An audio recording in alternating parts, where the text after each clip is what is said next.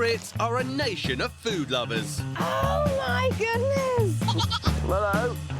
Our supermarkets are jam-packed with products from every corner of the globe. Konnichiwa! But how much do we really know about the journey our food makes to our plates? Wow! I've never seen anything like it in all my life. Oh! The Food Unwrapped team travel all over the world and beyond. This is like stepping into the future.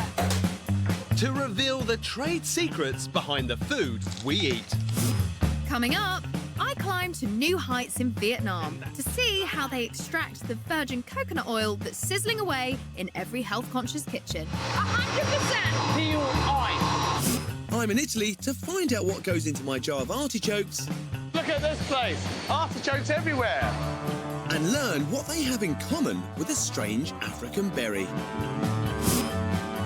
And with floppy hair and a tortured brow, I set out to see why absinthe is the favourite drink of every loose-living poet.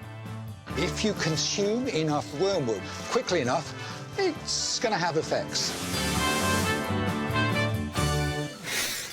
First, coconut oil. Right now, we Brits can't get enough of the stuff. We're sizzling our stir-fries in it and even smothering it on our skin. But does it deserve its healthy reputation and hefty price tag? To find out if coconut oil is worth splashing out on, I'm off to one of the world's biggest producers, Vietnam. The Ben Tre province in the south of the country was once known as the Coconut Kingdom. There was even a religion based around this plentiful fruit. Our journey starts with a boat down the Mekong Delta. Hi, Phil. Give us a wave. Morning. Good morning, Vietnam. But before we even set sail, there's a hitch. Our propeller is stuck in a fishing net right underneath me, and our driver is currently doing some diving underneath the boat to untangle it. Thanks to our skipper's super skills, we're finally on our way. Woo! You set us free. We're off down the Mekong. Morning. Just hop on. Yeah. Our guide Fong is going to give me the coconut lowdown. This is like a little shop in the middle of the water. Is that a coconut I can see? Coconut, yeah. So this is brilliant.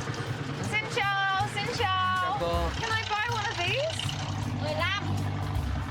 15. That is delicious. Where do you get your coconuts from? Let's go downriver, find some coconuts. And what are those coconuts used for? At first, they just produce some local products like candy, but recently they start to produce coconut oil, and then, they can make, more money from that.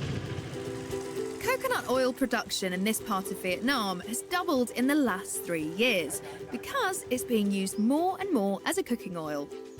Back on dry land, I'm heading into the heart of coconut growing territory. Xin chào! Xin chào! Now. Mr. Kung has been growing coconuts on this small holding all his life. It's one of hundreds of small coconut farms in the area. Oh, look at him up there! Xin chào! And like most coconuts the world over, they're harvested the traditional way by tree climbers. Perhaps this is why they're so pricey. Can you show me how you do it? Come on down. Now, I love a challenge, but this might be a step too far. Go on, just give me a little leg up. Đến that. Mr. Kung, I can't. There's no way. Help me down. You're going to have to go and get me a coconut. Show us how it's done.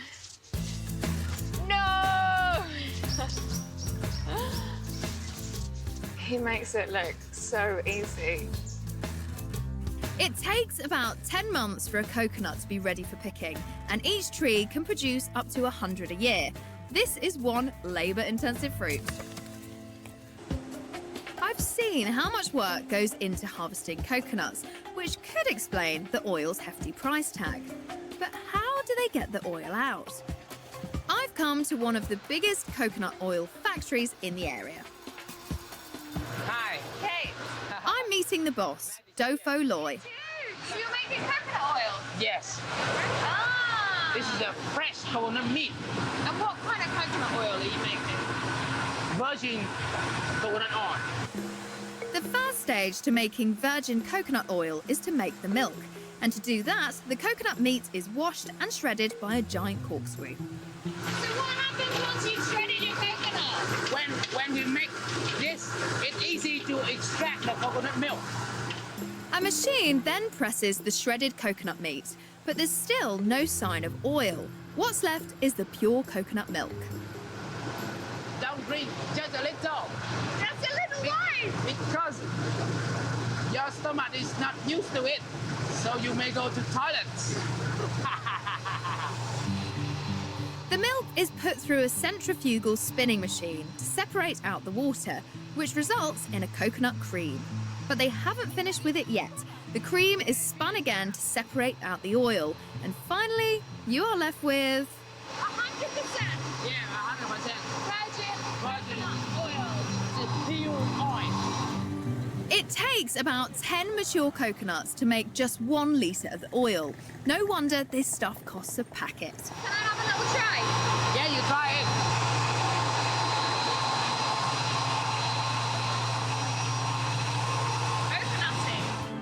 Later, I head back home to see if coconut oil is any healthier than its oily rivals. Fire up those fryers. Next, artichokes. Eating a vegetable should be simple, but when it comes to preparing an artichoke, you need an instruction manual. First, peel off some of the leaves. Then, peel off some more of the leaves. To get to the artichoke heart, the tastiest bit, you first have to cut out the tough part called the choke, which can stick in your throat. It's not easy getting the choke out, so how do the farmers do it? And what exactly does make it into my jar of artichoke hearts? Well, I think that the bit that take off are being edible, actually. I've gotcha. So it's basically the middle of the artichoke. That's right. I've never heard of an artichoke before, and I was actually expecting it to be an animal. Yeah, it's more veg than animal. Animal artichokes? Sounds alarming. So what is in my jar of artichoke hearts? I'm off to Puglia, southern Italy, where they produce more than 500,000 tonnes of this peculiar-looking plant. Hi there, I'm Jim. Ciao, Jim. Nice to meet you. Sarah is this farm's export manager, responsible for providing supermarkets with some of the jars of artichokes we see on our shelves. Is this the farmer? Yes, Mr. Carlino. Hi, I'm Jimmy. Hi. Nice to meet you. Mr. Carlino's farm stretches across a huge area, the size of almost 80 rugby pitches. Questo è un carciofo perfetto, è pronto per la lavorazione, è un fiore anche se noi lo chiamiamo frutto, ed è un carciofo che se lasciato poi inizia a tirar fuori il fiore di color viola. The edible part of a fresh artichoke includes the fleshy portion of the inner leaves. But this isn't the bit of this funny flower that makes it into the jar. Now going to show us how to prepare the heart of artichokes. Wow, Yes. so that's the heart. This is the heart of the artichoke, and this is the bottom. Here you have the leaves that have to be nice and white, Yeah. so that they are very tender. But hang on, this is the dreaded choke. In fresh artichokes, these are too tough to swallow. I always thought that you couldn't eat the choke bit because it makes you choke. You cook it actually during the production process. It becomes really Okay. soft. So you can eat the choke without doing yourself a mischief. Let's go. Whoa. Time to look a little closer at how they process them. Wow, look at this place. Artichokes everywhere. First, the artichokes are blanched for 5 minutes in a mixture of lemon juice and near boiling water. This stops them turning brown, but it also softens the choke. Then it's heads off, leaves off, and into the jar. By which time the choke, that I thought was inedible, is ready to eat. Artichokes, anyone? Oh, it's so perfect, so simple. Plenty of flavor and texture. All this artichoke talk is making me thirsty. That's really weird. That is super sweet. Something doesn't taste quite right. Do you put any sugar in my water? No, not at all. Artichoke that change your palate. So it's not the water that tastes sweet, it's the artichoke? Yes. How does it do that then? We should discover it. Later, I find out there's an amazing ingredient in artichokes that transforms the taste of water. In a way, the receptor of my brain's playing a trick on me. Yeah, exactly. Next, absinthe. The drink de jour of 19th century French artistes. Its debauched reputation even led to a 70-year ban. But is there any truth in the notion it can make you loopy? I was talking to my friend Matt. He reckons if you drink it, it's going to make you go mad. One of the herbs that goes into it, it can cause hallucinations, but in the UK, they don't allow for that part of the absinthe to be included. Right. Can it send you mad? Yeah, it's. I wouldn't recommend it. It used to be like it would make you see, you know, fish in a swimming pool or, you know, fairies flying around you, whereas now it doesn't. It's been known to cause hallucinations. No way. To see if those guys were right, I'm heading to London to scope out a bar. So no change there, then. I know absinthe has got a bit of a shady reputation, but check this out. But in the mystical world of absinthe, things are never quite as they seem. Alan, Matt. Matt, morning, how are you? Nice to meet you. It is the morning, it's 11:30 and we're going to be drinking absinthe. Alan Moss is an expert in this devilish drink. So how are we drinking it? Are we setting fire to it? Oh, no, absolutely not. According to Alan, there's only one way to devour this drink. What is this funny contraption, then? Good question. So this is so-called absinthe fountain. During the 19th century, this was a classic way of people really getting together socially in a cafe in Paris, which is serving with chilled water. So is that what you want, a very slow drip of water? Yes, you do, and that's really because it allows the aromas to disperse. Absolutely. That's really good. So if the madness isn't in the way it's drunk, what about the ingredients? So here's Absinthe Encyclopedia. Yes, Alan's actually got an encyclopedia dedicated to this stuff. Here's some recipes from the 19th century. They all have wormwood. If you consume enough wormwood quickly enough, it's going to have effects. So what is this wacky wormwood? To find out, I've come to the Sussex Downs. Julia, it's Matt. Hi. Nice to meet you. Herbalist Julia Behrens is a regular visitor to these here woods. I just never feel alone because the plants are always there. I always get excited when I walk past a dandelion and nettle. Oh, that's mad. I was going to be grown up about that, but that just sounds mad. So she obviously loves her plants. But how clued up is she about wormwood? What is wormwood? It's a beautiful aromatic plant that's used medicinally as an anti-parasitic, so it's used traditionally to eliminate worms. But what is it that makes you mad? Is it the wormwood? It's the essential oils within the plant that contain thujone. OK. And thujone is a neurotoxin, so it can cause convulsions, fear, anxiety, tremors. And who'd want that? But where's Julia hiding the wormwood? Try and find it. Very unusual. Well, I know what I'm looking for, yeah? Like a homing pigeon. Massive badger holes. Right, I've looked everywhere. Not having much luck, to be honest. Enough of this foraging lark. Thank goodness Julia had an alternative up her sleeve all along, in a nearby garden. So this is it? This is wormwood? Feels nice. It's very soft, isn't it? Can I try it? Yeah. It's kind of lingering now. Do you feel like you're producing more saliva? Yeah. Yeah. Perhaps I am starting to feel something off that wormwood. Later, how much thujone would it actually take to mess up your mind? I've been away with the fairies finding out all about the green fairy, absinthe. But what is it that makes you mad? Is it the wormwood? It's the essential oils within the plant that contain thujone. Thujone is a neurotoxin that is highly dangerous if consumed in its pure form. But is the tiny amount of thujone in the wormwood used in absinthe going to make me loopy?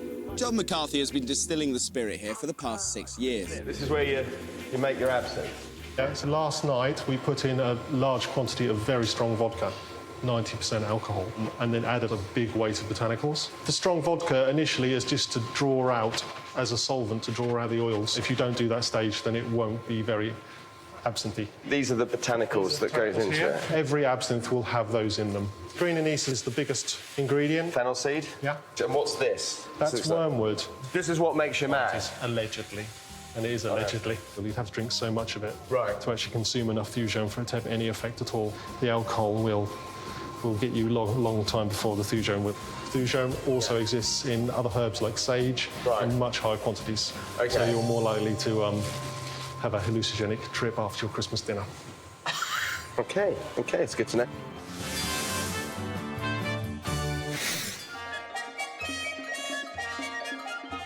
Earlier, I visited Vietnam and searched root and branch to discover how virgin coconut oil is extracted from the coconut. Pure oil, nothing else. Sales of this oil are on the up back home, sizzling up a storm in health-conscious kitchens. But is coconut oil really the best one to cook with? To find out, I'm heading to the seaside to meet an expert and cook up something with a rather less healthy reputation. I've brought a whole chip van. This is Rob. He owns the van. Rob's in charge of the fryers and he's about to get cooking. So we've got a load of sunflower oil, we've got vegetable oil, and we've got a big vat of coconut oil. Can we get them into your fryers? Let's give it a go. How on earth are you going to get that into there? With a bit of difficulty. Our expert, Professor Martin Grudfeld, has come from Leicester University for a day trip to the beach. Hello, Martin. Hello, how are you? What a day! His instructions were to buy refined versions of all the oils we're cooking with. But what's wrong with the virgin stuff I saw in Vietnam? The problem is that's not much good for cooking unless the cooking is done at a relatively low temperature because it has a low smoke point. And what is the definition of smoke point? Well, a smoke point is a temperature at which an oil starts to completely degrade and lots of toxic chemicals are actually released. The cheaper refined oils have been bleached and deodorised using a chemical process that makes them better to cook with at high temperatures. We should always go for the refined oils simply because they have a higher smoke point. I am very surprised by that because I'm going to think an extra virgin olive oil is going to be better for me. It is better for you if you don't cook with it. Let's get those chips on. Fire up those fryers. So which of the refined oils we're using is the healthiest and how does coconut oil fare? Certain types of oils oxidise very, very easily and they generate very, very toxic compounds known as aldehydes. And so what are aldehydes? Aldehydes are a group of molecules which are extremely toxic. They've been implicated in many diseases such as cardiovascular diseases. They're pro-inflammatory. They are also carcinogenic as well. So you want to limit the amount of aldehydes in your system? You want to limit them as much as possible. So, are there any aldehydes hiding in these cooking oils? This one's vegetable oil. Martin's going to add oil to a special powder. This one's coconut oil. If aldehydes are present, the liquid will change colour. And this one is sunflower oil. OK, so how long do we have to wait for a reaction? About an hour or so. Oh, plenty of time for a portion of chips. After finishing off my chips and pinching a few of his, help yourself. It's time to find out if any of our cooking oils contained any aldehydes. Ooh, those are very different colours. First one we have here, you see that's the deepest colour. Uh-huh. And that's indicating there's more aldehydes generated from that particular oil. So which oil is this? That's sunflower oil. It's very high in aldehydes. Right, I'm going to pop that down there next to my sunflower. This one here, you can see the colour is still reasonably intense, but it's less intense than the previous one, and that comes from the vegetable oil. So if you look at that next to the sunflower, it's not quite as red, no, but it still contains lots of aldehydes. Finally! And finally, here's the coconut oil sample, and as you can see, there's little or no colour. Gosh, I mean, that is basically white. So are there any aldehydes in here at all? Little or none, yes. Really? Coconut oil that has been refined contains fewer aldehydes because it's rich in saturated fats, which are more stable at high temperatures. However, the NHS advice still states that we should choose oils high in unsaturated fats for cooking.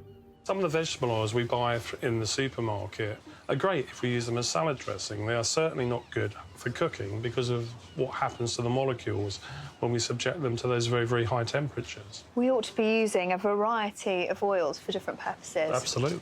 If you're cooking at high temperatures, go for a coconut oil. Mm-hmm. But if you're just going to use it cold, you know, make a salad dressing, put it on some leaves, well, you can kind of use anything. Coconut chips, anyone? Come on, do you want one? He's been gagging for a chip all day. Come on, Neil, get us it.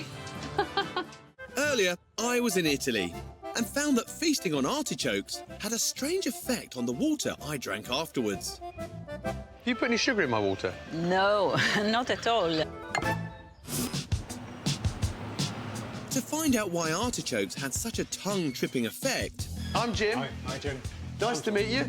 I'm meeting taste specialist Dr. John Fry. It is a well-known effect of artichokes. The science behind it is quite unusual.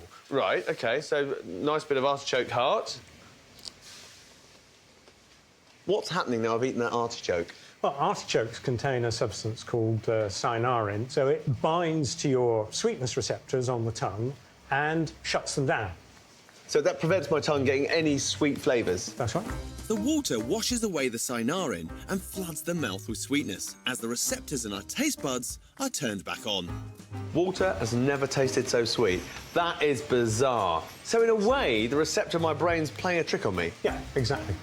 And artichokes aren't the only thing Dr. Fry's brought along to send my tongue on a taste trip. What I do have is dried miracle berry. The miracle berry is a fruit native to West Africa, and it's another food that hacks into our taste buds. While artichokes close down the tongue's sweetness receptors, these bizarre berries bind to the same receptors, making the brain perceive sour flavours as sweet. Time to put them to the test. Pop that in your gob. Okay. Let them dissolve. Miracle berries contain a substance called miraculin, the ingredient behind this mind-bending transformation. What's that like? Well, it's kind of like an orange, but it's really sherbety. But then it tastes like other fruits. Yeah, I can't pinpoint. Wow, lemon. Nice bit of lemon. Forget whoopee cushions. These miracle berries or the odd artichoke are all I need in my practical joke kit. It's nice, yeah. Yeah, that's vinegar. Really? Vinegar. But there is a more serious use for these berries. They can work as a sugar substitute and help patients recover their appetites after chemotherapy. It was sour cream. Mine's worn off.